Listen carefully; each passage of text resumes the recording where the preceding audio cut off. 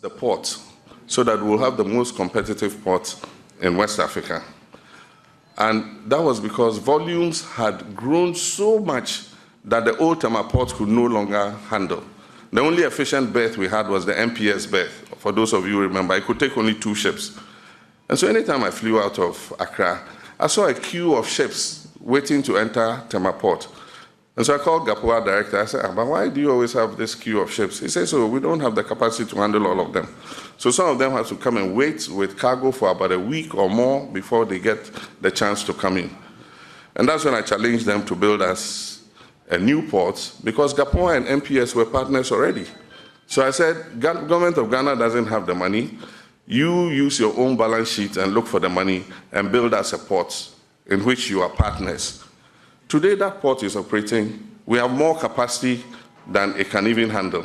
And that is why we are sad that volumes are escaping.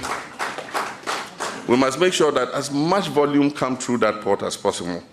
Because even the phase 2, if they finish the phase 2, we can handle cargo for almost 5 countries in this sub-region, because we have the capacity to be able to do that.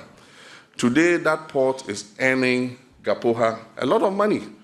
Since that port was built, GAPOA's dividends has been more than $200 million from the new port. And yet people say, I sold the port. Meanwhile, now, the dividend GAPOA is making, of that almost $200 and something million GAPOA has taken, that is what you've taken $70 million out of to go and do Buankra Port.